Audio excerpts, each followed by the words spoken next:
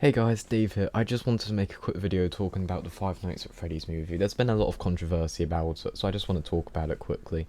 I actually watched it Friday 27th with ADP. We were going to make a vlog on it, but we didn't because half the people didn't show up for their own reasons, which is understandable. But I've now seen a lot of hate for it online. There's lots of people saying that it was a terrible movie, and then there's a lot of people saying it was a good movie. There's this big split between the two, so I just want to talk about it. Firstly, addressing the red eyes, there's loads of people who are saying that it's only the new fans who complained about the red eyes, and that they're somehow less than the people who didn't complain. I did complain about the red eyes. The reason why is because I think even Matt Pat talked about this. When it's the whole eye, it just looks goofy. When it's just the pupil, it's very different. And it felt like stereotypical horror. And that's what the film worked on a lot. Minor spoiler, I don't think it's a big spoiler because it was in the trailer. But the Freddy mask with all the spinning gears, it really is just another stereotypical horror kind of component.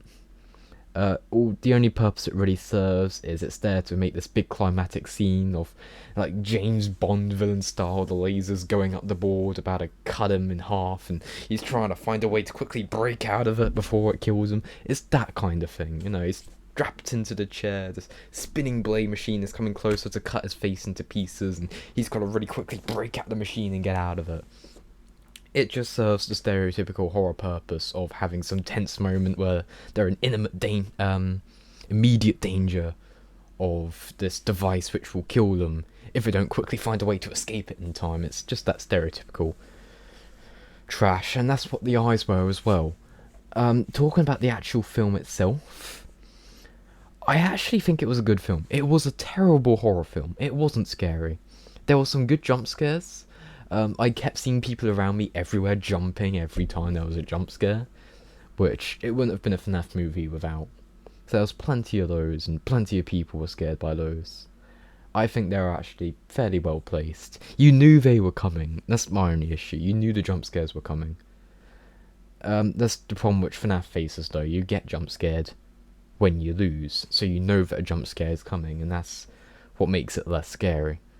It's what I like about some of the games like FNAF 2, where you can literally just pull the monitor down and then you're jump scared. You know, sometimes you don't even know it's going to happen. A bit like Midnight Monitor.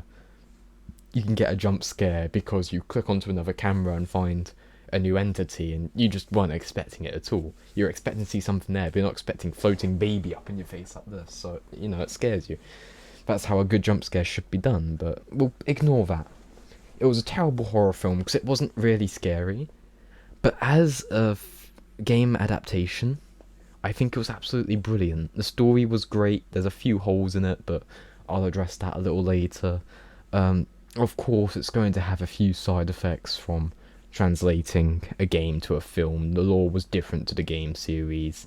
Some scenes didn't quite make sense. There were some matching issues, which I think Moist Critical has already mentioned, but I'm trying to explain how the film was without giving any spoilers. The reason why I hadn't talked about it yet is because I wanted to wait a while before giving my opinion on the film, just so that I didn't spoil it for anyone. But everyone's talking about it at the moment, so I might as well talk about it. And the film's just finished its run in cinemas. So in the coming days, I'll talk about everything good about it, everything bad about it. And just as a warning, those videos will include spoilers. So if you haven't seen it already, go get Peacock, go watch it now. I'll leave a link in the description. Thanks guys, I'll see you all real soon.